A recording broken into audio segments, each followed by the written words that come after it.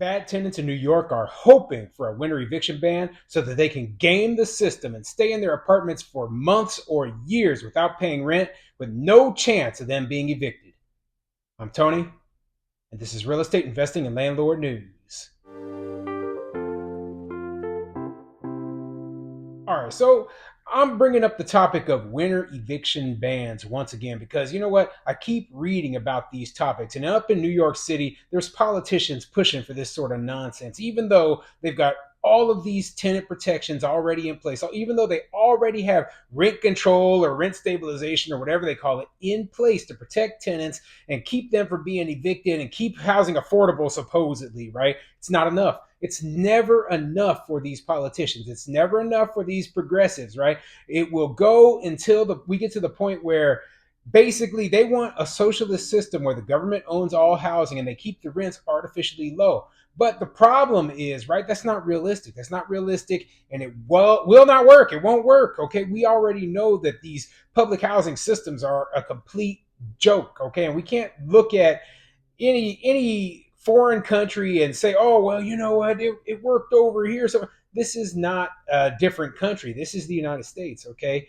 And in this country, unless people are willing to pay 75% of their money towards taxes, guess what? These socialist programs, they're just not going to work. So, you know what? When I read about these winter eviction bans originally, I thought to myself, you know what? Winter is like half of the year, according to these people. And so for half of the year, they will not be able to evict anyone if this sort of law passes.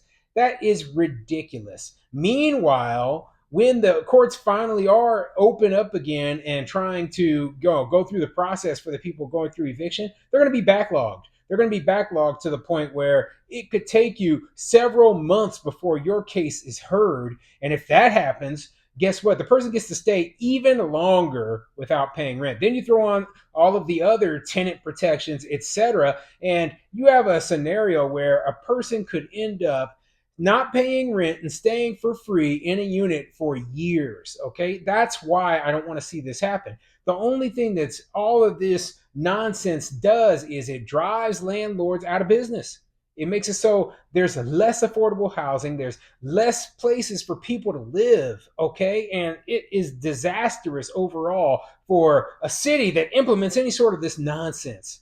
So before I get into the article, go ahead, hit the like and subscribe button, maybe leave a comment down below and let me know what you think. What do you think will happen if a winter eviction ban passes in New York City? Do you think this is going to be a good thing? Do you think that this is actually going to help the hard working people stay in their housing, or do you think that this is going to make it worse? Okay, and I'm talking about bad for tenants too, because if landlords suddenly realize, hey, I can't evict a tenant for 6 months out of the year, well, they're going to increase their criteria. They have to increase their criteria to make sure that they don't have to go through an eviction process with people with very, very high credit scores, very, very high incomes, and they're not going to want to rent to these super low income people because they know those people are the most likely to have to go through the eviction process with. Okay, they're the ones who are most likely to stop paying their rent, and they're the ones most likely to screw us over if if we happen to need to evict them in the middle of the winter. So you know what?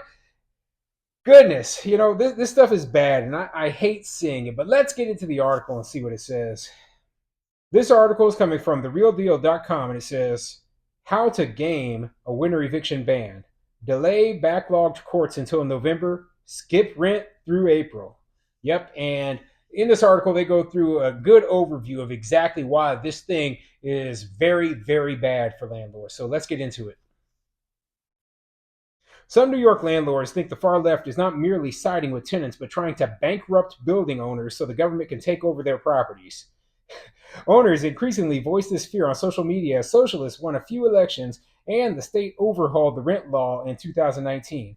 Their alarm increased as lawmakers banned evictions for nearly 2 years, and some called for private property to be seized. Landlords' concern is understandable, but the vast majority of New York lawmakers don't want to bankrupt anybody or socialize private housing. Unfortunately, they could still pass measures that ultimately do that. See, yeah, and this is something that I've mentioned before. I believe that a lot of these politicians, right, they have good intent, right? Their intentions are good, but they don't understand the implications of what is going to happen when they pass these laws. They also don't understand the laws that are already in place. So they're telling landlords, hey, you can't evict these people, but there's already laws in place that say, hey, you can't raise your rents. Hey, you have to, you can't make repairs and suddenly jack your rents up. You can't, they already have all these other laws, all these other tenant protections in place, and they don't see it as being enough. And they implement these laws with good intentions, thinking, oh, we're going to protect these good tenants, right? Which maybe there's a few good tenants that are protected, but the problem is the bad tenants are the ones that have the ability to bankrupt the landlords. The bad tenants who take advantage of the situation and just cost landlords tens of thousands of dollars. Those are the reason that landlords are going bankrupt here. That's why these loans are getting called. That's why so many people are having so much trouble. An untold number of loans on rent stabilized buildings are in default because the overhauled law drastically limited rent increases. One accidental, if predictable, effect was to render tens of thousands of apartments unrentable after longtime tenants died or moved out. In another instance, Governor Kathy Hochul, a moderate Democrat, allowed tenants to stop paying without fear of eviction by keeping the state's rent aid portal open long after the program ran out of money. This and other state policies have so encouraged rent skipping that collection has plunged even in socialized housing. Yeah, I brought that up before, how the New York City Housing Authority, their rent collections are, like down by like 35%. I think that only 65% of tenants are paying. The fiascos at the New York City Housing Authority and rent stabilized buildings are examples of the unintended consequences of well meaning policy.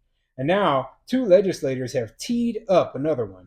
Senator Zelnor Myrie of Brooklyn and Assemblymember Anna Kells of Ithaca have proposed a winter eviction moratorium. It would ban evictions statewide from November 1st through April 15th. Their rationale is undoubtedly genuine, is that cold weather makes the brutal experience of being evicted even worse and potentially dangerous. Ithaca's average daily low temperature in January is 14 degrees.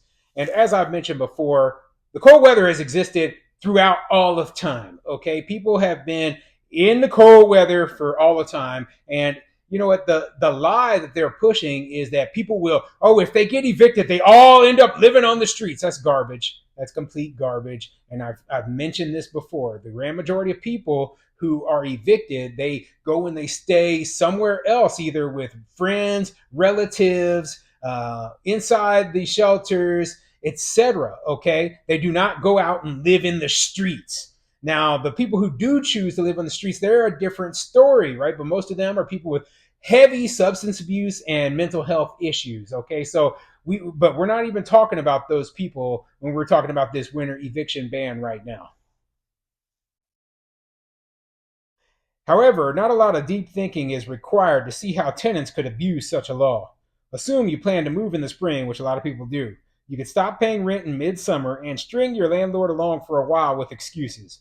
It would probably be at least September before the landlord files an eviction notice.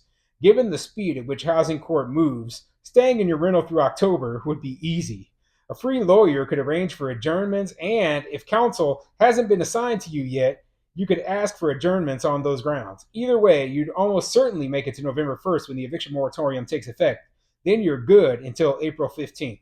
Yep, and that brings up another issue, right? Those free lawyers for tenants. Guess what? Those free lawyers that taxpayers are paying for are going to keep these bad tenants in those units all the way up until it's the beginning of the winter, the beginning of that 6 month period that they said, hey, you can't evict anybody. So guess what? You're going to have, okay, the landlord files eviction against you for non-payment of rent in summertime, right? In June. And the free lawyer strings the courts along all the way up until November. And guess what? Then you've got a free ride at least until April. And maybe come April, you'll have that free lawyer filing a whole bunch of nonsense again that could string you along all the way until the next winter. And now we're in a situation where tenants could possibly stay inside these units for free, without being evicted, without paying rent for years. That's why I say, you know what, this is nonsense. And even if a landlord does get an eviction order against the tenant, guess what?